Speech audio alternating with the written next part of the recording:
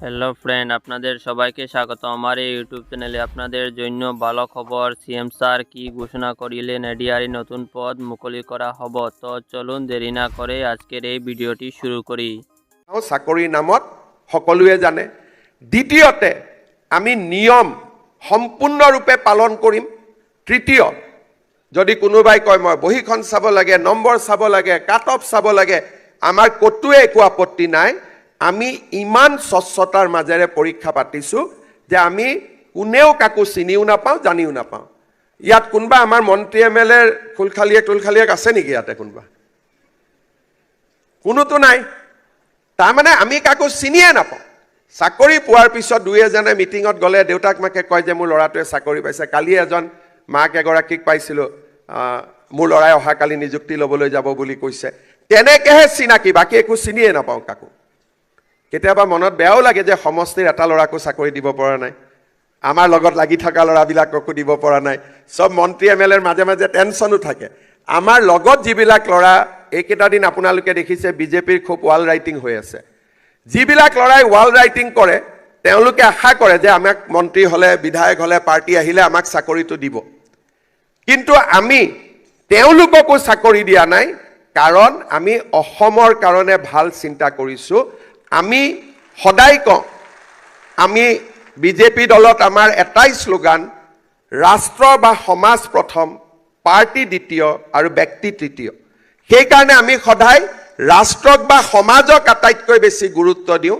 তাৰ কাৰণে আজি যদি আমাৰ যোনে আমি নিযুক্তি ল'ব আহিছোঁ, আমাৰ যদি দেউতা মাই চৰকাৰী চাকৰি কৰে, সকলোৱে সুধি গম পাব যে আগত চাকৰি মেৰিটত নহৈছিল, পাৰ্টি ছিষ্টেমত চাকৰি হৈছিল।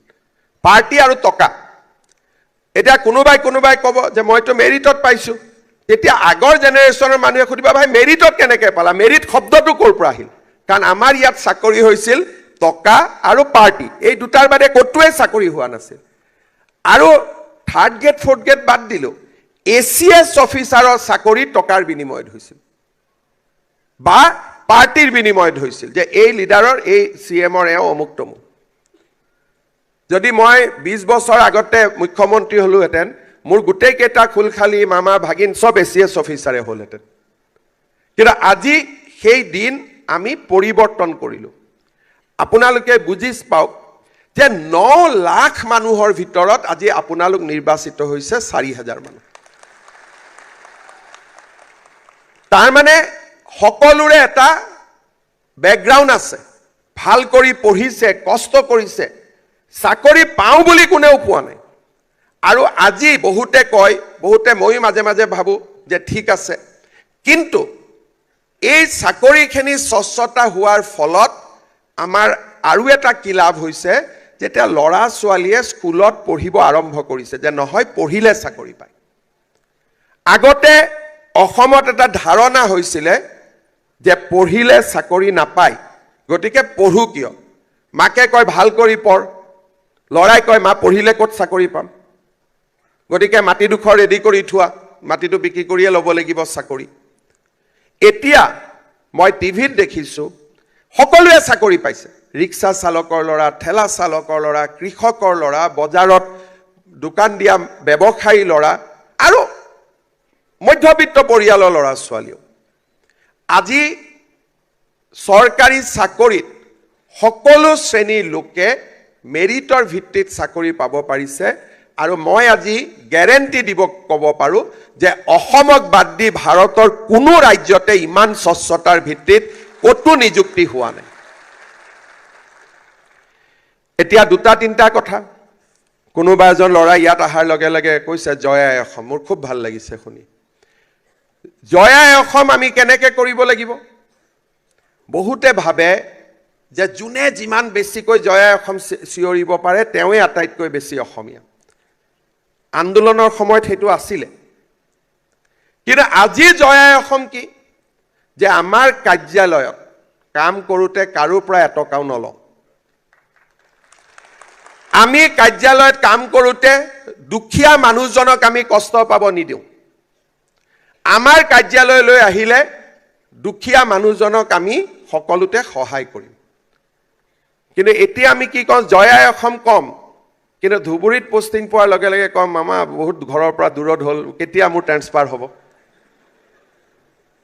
তাৰমানে তেওঁ জয় আই অসম নহয়, তেওঁ জয় আই ডিব্ৰুগড়, তেওঁ জয় আই শিৱসাগৰ, তেওঁ জয় আই গুৱাহাটী, তেওঁ জয় আই ধুবুৰী।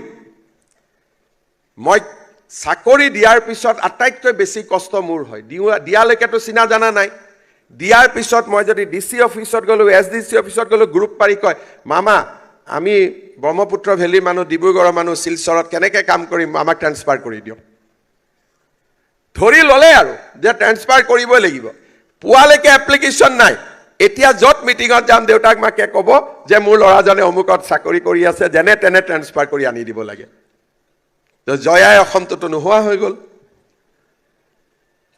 তাৰমানে মানুহৰ মাজত দেখিলে জয় আই অসম বুলি ক'ব ভাল লাগে, কিন্তু যেতিয়া নিজৰ পেটটো আহি যায় তেতিয়া জয় আই অসমটো পিছ পৰি যায়, জয় আই মোৰ গাঁও হৈ গ'ল। বহুত মানুহৰ ল'ৰা এনেকুৱা আছে যে তেওঁলোকক ট্ৰেন্সফাৰ কৰি আনি আনি আনি আনি লাষ্টত নিজৰ ঘৰত দিব লাগে। আৰু বহুতে বিচাৰে যে অফিচটো মোৰ ঘৰতে হ'ব লাগে।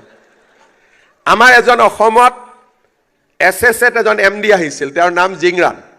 প্ৰথম মই শিক্ষামন্ত্ৰী হ'লো, মোক কিছুমান মানুহে লগ কৰিব আহে যে আমি মাতি দিছোঁ, আমাক চাকৰি লাগে। তেতিয়া মই অলপ ইনকুৱাৰী কৰিলোঁ এইটো বস্তুটো কি। লাষ্টত মই বুজিলোঁ যে তেওঁ অসমত 4,000 মান স্কুল পাতি দিলে যে নিজৰ ঘৰতে স্কুল হ'ব, আৰু য'ত স্কুল হ'ব ল'ৰাজনে তাতেই চাকৰি কৰিব। তেতিয়া মই সুধিলোঁ আপোনালোকে চাকৰি কৰিব ক'ত যায়? বোলে বেডৰুমত ড্ৰেছ কৰোঁ, ড্ৰয়িং ৰুমত চাকৰি কৰোঁ। চ' এনেকে আমাৰ কাম কৰিছিল। পিছত যেনে তেনে মই মানুহবিলাকক অলপ দূৰে দূৰে পঠালোঁ, বোলো বেডৰুমৰ পৰা ড্ৰয়িং ৰুমলৈকে ইমান চাকৰি কৰিব নালাগে, অলপ বাবাহঁত দূৰলৈকে যাব লাগে। চ' এইটো এটা আমাৰ সমস্যা আছে। কিন্তু আহি জয় আই অসম কওঁতে মোৰ ভাল লাগিলে যে এইবাৰ আপোনালোকে অন্তত ট্ৰেন্সফাৰৰ কথা নকয় আৰু। হয়নে নে? মই ঠিক কৈছোঁ নে তাতে কিবা ভেজাল আছে? হ'ব, অসম মানে অসমেই। তাত ডিব্ৰুগড় শিৱসাগৰ কি আছে? ধুবুৰী গোৱালপাৰা কি আছে? চবেই অসম।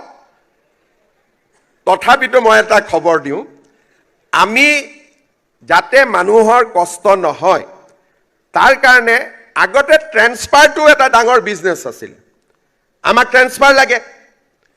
কোনোবাই কয় মোৰ ছোৱালীজনী দূৰত, কোনোবাই কয় মোৰ ল'ৰা দূৰত, কোনোবাই কয় মোৰ বহুত কিবা কিবি কৈ থাকে আৰু মুঠতে। এতিয়া আমি কি কৰিছোঁ, ট্ৰেন্সফাৰৰ কাৰণেও এটা আমি নতুন ব্যৱস্থা কৰিছোঁ। প্ৰত্যেক বছৰত আপোনালোকে সুবিধা পাব। আমি এটা পৰ্টেল কৰিছোঁ, স্বাগত সতীৰ্থ। 1 তাৰিখে আমি খুলিম এইবাৰৰ পৰ্টেলটো, 1 ফেব্ৰুৱাৰী দিনাখন খুলিম। যেনেকৈ ইয়াত শিৱসাগৰ মানুহ আছে, গোৱালপাৰাৰ মানুহ আছে। সেই পৰ্টেলত গ'লে আমি নিজৰ নাম ৰেজিষ্টাৰ কৰিলে তেতিয়া আমি এজন মেটচ বিচাৰি পাম যে এওঁ ডিব্ৰুগড়ৰ পৰা আহিব যোৰহাটলৈকে, আৰু এওঁ যোৰহাটৰ পৰা ডিব্ৰুগড়লৈকে যাব। সকলোৱে মেটচ নাপায়, কিন্তু যিমানে নতুন চাকৰি উলিয়াই থাকে লাহে লাহে মেটচ পাই পাই গৈ থাকে। যোৱা বছৰ আমি 10,000 ল'ৰা ছোৱালীক কম্পিউটাৰতে ট্ৰেন্সফাৰ কৰিছোঁ।